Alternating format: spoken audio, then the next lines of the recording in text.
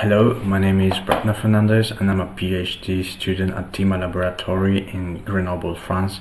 I work with Liliana Andrade and Frédéric Pétrot in continuous time and discrete event simulation, and our paper describes an algorithm to achieve synchronization of both simulations, continuous time and discrete events, on top of SystemC accurately and efficiently. To describe our work, I start by explaining why continuous time and discrete event simulation is important. Then I'll pass to describe a typically used synchronization strategy, which is based on fixed steps, and how it introduces an accuracy speed trade-off. Third, I'll explain our synchronization strategy, which is based on events. And last, I'll present an automotive case study to compare both strategies. So let us begin with why continuous time and discrete event simulation is important. First, we have discrete event simulation, in which models represent digital systems in the form of state machines and other formalisms. Examples of such systems are digital hardware and software. In these systems, events occur at any given time, and they trigger processes. Processes execute to accomplish a given task, update the state of the system, and generate events. These models are simulated by discrete event kernels that process events in time order. An example of such a kernel is SystemC's kernel.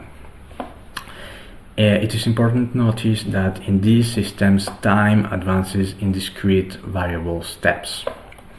Then we have continuous time simulation, in which models represent physical dynamics, such as the voltages and currents of electrical circuits, the positions and velocities of masses in mechanical systems, and the kinetics of chemical reactions.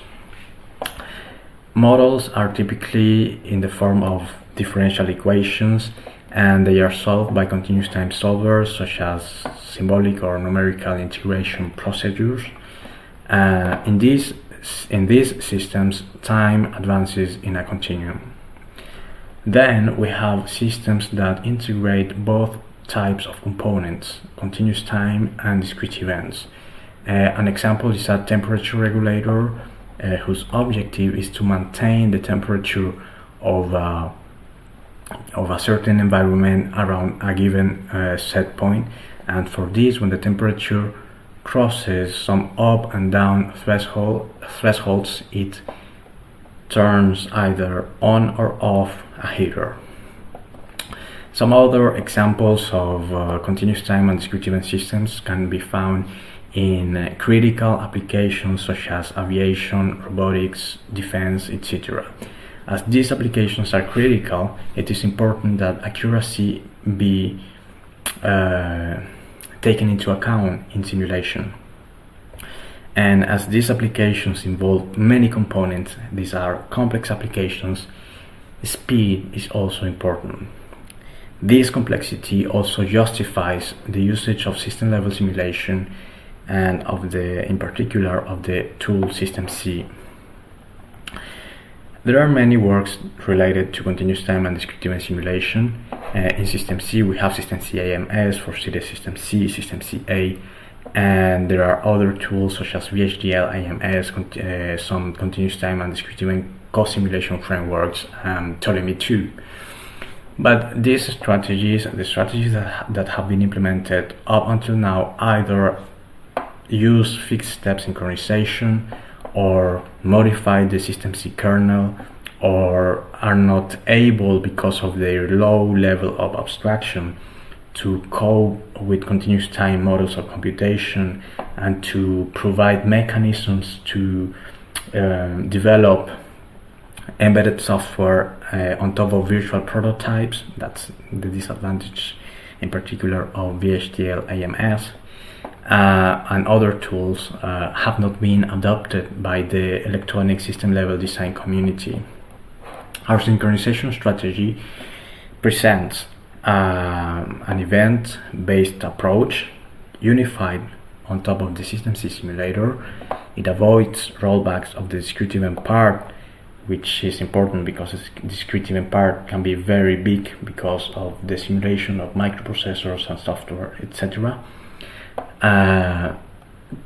It does not modify the SystemC kernel, so it can be implemented on top of the standard SystemC, and it provides mechanisms to plug in models of computation, and as it is on top of SystemC, it also allows the virtual prototyping of embedded software. It is also possible that it can be implemented adopted by the electronic system level design community, as it does not modify the SystemC kernel. So before presenting our strategy, let us talk about the fixed step based synchronization, which is currently implemented in the SystemC AMS standard, and how it introduces an accuracy speed trade-off. Let's start by doing a little simulation. We have in the top the discrete event part, and in the bottom the continuous time part. In the discrete event part, circles represent events, and in the continuous time part, squares represent continuous time solutions of the equations. And suppose that the continuous time part of simulation starts, so it advances, it calculates solutions to the continuous time equations by a fixed time step TS, and it gives control to the discrete event kernel, which catches up in time and gives control back to the continuous time part. The continuous time part calculates new solutions in this fixed step and gives control back to the discrete event kernel, which catches up in time and possibly updates the system, so on and so forth. Now, suppose that is synchronization, basically interactions between both simulations. Now, suppose that we are interested in reporting the event of the continuous time state crossing a given threshold, such as in the temperature regulator case. If we use big steps, there will be an error between the time the event occurs and the time it is reported. So a big time step penalizes accuracy. A naive solution to this problem is to say, well, if a big time step penalizes accuracy, use a smaller one. And in effect, if we cut it in half, we will get a smaller error. But we have now introduced another problem, which is that there are too many synchronization points. And as each of these points has a computational cost, and that this cost accumulates, a small time step penalizes speed. It improves accuracy but penalizes speed. This is the accuracy speed trade-off we talk about. Now, how to solve it? The basic idea of event-based synchronization is to synchronize when the event occurs. So this way we will have zero error and a minimum amount of synchronization points. And this is important because there are many other interactions that are based on events, such as discrete events that change the differential equations. For example, consider a motor which has two discrete states on and off, and each of these states has a different set of differential equations. Then we have discrete events that are able to produce discontinuities in the continuous time state. A typical example is a bouncing ball. The bouncing is considered as an event, and before this event the velocity is negative, and after that event it is positive. So the velocity of the ball has two different values that are valid at the same time in instant, at the time of the bouncing event. Another interaction is a discrete event that changes the threshold detection conditions. An example is our temperature regulator. Again, if we change the set point, then the up and down thresholds around this set point will also change. And last, the threshold crossing interaction, which we have already explained. So, as there are these kind of interactions, event-based synchronization is justified. what is the core idea? SystemC's kernel is a discrete event kernel, and if the continuous time model behaves like a discrete event process, then synchronization can be based on events. But what does it mean to behave like a discrete event process? Well, a discrete event process has a structure, it activates, it executes, and it suspends. And it reacts and generates events. So this structure gives us a basic skeleton to our synchronization algorithm. It is a process, a discrete event process. It executes in loop, and it has three phases: handle reactivation, a calculate solutions phase, and a schedule reactivation phase. Now, before going into the details of each phase, let us gain some insight on the whole execution. So for this, consider once again the two simulations, discrete event in the top and continuous time in the bottom. The discrete event kernel executes all processes during the initialization phase, and as our synchronization algorithm is a process, it gets executed at that time. At this time, it has not calculated solutions yet, but it has some initial conditions available, so it generates outputs and creates a checkpoint on these initial conditions during the handle reactivation phase. Then it advances the local times to some time in the future. That means that it calculates solutions to the equations up until that time, and it suspends the process. It schedules a reactivation at that time in the future.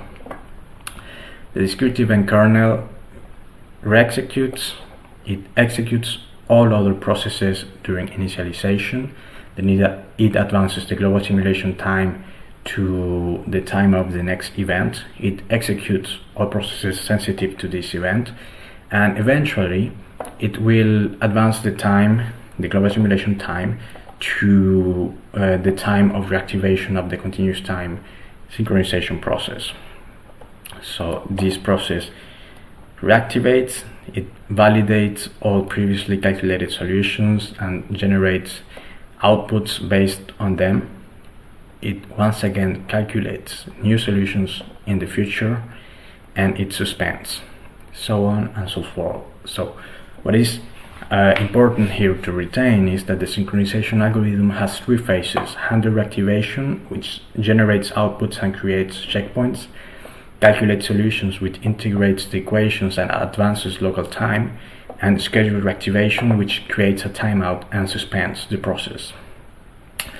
Now let's go into the details of each phase. Handle reactivations has many cases which come from the fact that a process can be reactivated during initialization. It can be reactivated because of a self-reactivation at timeout, and it can be reactivated because of input events. So the first case, we have already talked about it, is initialization. The process gets activated at time 0, so it has not calculated any solution yet, but it has some initial conditions available, so it creates a checkpoint and generates outputs based on these conditions. In the second case, the synchronization process reactivates after having calculated a set of solutions, and the global simulation time has advanced up until the end time of this integration interval. So these solutions are valid, it generates outputs and creates a checkpoint based on these solutions. In the third case, the process reactivates after having calculated one solution in the present. This is the case of a discontinuity in the state, so there is already one state, one solution, and it calculates another solution that is valid in the present. As this solution is valid, the synchronization process creates a checkpoint and generates outputs based on it. In the fourth case, we have that the synchronization process reactivates after having calculated a set of solutions, but the global simulation time has not advanced. And this occurs because of an input event that has been notified after the last execution, immediately after the last execution of the synchronization process. So as input events are able to change the differential equations, these solutions, the already calculated solutions, may no longer be valid. So the synchronization process restores the last checkpoint so that it can calculate new solutions based on the new inputs. In the fifth case, the input event occurs in the middle of the last integration interval. So solutions before this time are invalid and after it are valid.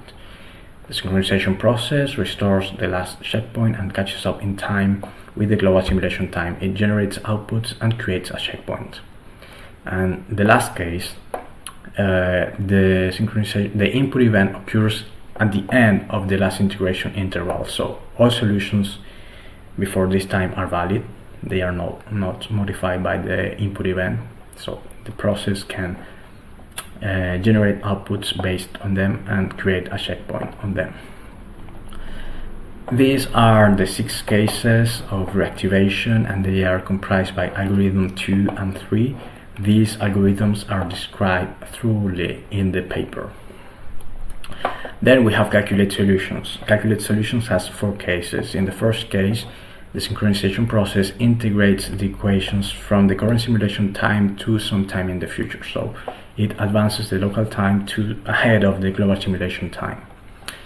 In the second case, the synchronization process detects an event during integration. For this, it tests the state event detection condition, the threshold crossing detection conditions of the model after each integration step. When it detects an event, it executes a route finding method so that it can locate the exact time of the event sometime in the middle between the last 2 integration steps. An example of such a procedure is the Bisection Algorithm. So at time P1, at point P1 there is no event detected, and at time P2 there is an event detected. We can use, the synchronization process uses a bisection algorithm that iteratively finds the exact time of the event. When this time is found, the end time of the integration interval is set to this time so that the event can be output during the next reactivation. In the third case, we have discontinuous evolution. The synchronization process tests for discontinuities produced by discrete events before starting each integration interval, so that if one of them is detected, it skips the integration interval and it outputs at the next reactivation the new state. And the same happens when discrete events change the threshold detection conditions. So the synchronization process tests for state events before starting each integration interval, and if at least one state event is detected, the integration interval is skipped and the event will be output at the next reactivation. These are all 4 cases, and they are comprised by algorithm 4, and a description of this algorithm can be found in the paper. Last, we have scheduled reactivation, which has 2 cases. The case when there are some solutions in the future, so reactivation should be in the future, and the case when there is a solution in the present, so reactivation should be done at the next delta cycles. This means that time will not advance. For this, we use the wait function of SystemC, which takes the interval of time, the timeout, and a list of input events. The process has to reactivate when there is an event in the ports of the continuous time module. So we pass this list of input events to the wait function so that it can be reactivated. These are all 3 cases, and all 3 phases, and they execute one after the other, as each one of them has many cases. There are many combinations, 3 important combinations. I will not explain them, but I will mention them. Are this one, which stands for a change to the differential equations and threshold detection conditions. This one that stands for state resets, discontinuities to the state, and state events triggered by input events, and this one which states for the generation of state events. Now let's pass to present the automotive case study. It is a case study on the automatic transmission control model unit of a vehicle. It has two parts: the part that models the vehicle longitudinal dynamics, engine acceleration, speed, and braking pressure, and the part that models the transmission control unit, which is a state machine that selects a year based on the vehicle speed. There are interactions. The year selected by the discrete event model modifies many of the parameters of the differential equations that model the vehicle, and the speed of the continuous time part, when it crosses some thresholds, triggers the transitions in the state machines of the transmission control unit. We have simulated this model for a constant throttle input, and for four models: a MATLAB reference model, a SystemC AMS timed data flow model with a fixed time step of 1 second. This implements a fixed step synchronization strategy. TDF, once again model, but with a smaller time step, 0.01 seconds, and a model synchronized with our synchronization algorithm. So we see here that all models have a similar response, except for the model that is synchronized with a big fixed time step, which has 9.4% of error. To go into the details of performance of speed, let us present this table. The TDF fixed step model with a small step executes 18 times faster than MATLAB, and it does so without any error. We know that SystemC AMS is very performant with respect to MATLAB. We have a TDF model with a big step. It executes even faster, 230 times, but it does so with 9.4% of error, as we have seen. And last, we have our synchronization algorithm that executes even faster, 260 times, and it does so without any error. So our synchronization algorithm avoids inaccuracies by reacting to and exactly locating events, and increases speed by synchronizing only when needed. So it breaks the accuracy and efficiency trade-off. We have simulated all these models with the same solver, Raunche, Cura, Dorman Prince, so that the performance is due to synchronization and not to the solving method. As a conclusion, we show that direct continuous time and discrete event synchronization is feasible in SystemC, that it breaks the accuracy speed trade-off of fixed step synchronization, and that this is particularly useful in mixed systems with event-based interactions. As future work, we should provide a generic interface to plug in a continuous time models of computation, so that we can model multi-domain systems, electrical, mechanical, chemical, hydraulic, etc. Thank you for watching this video and for reading the paper.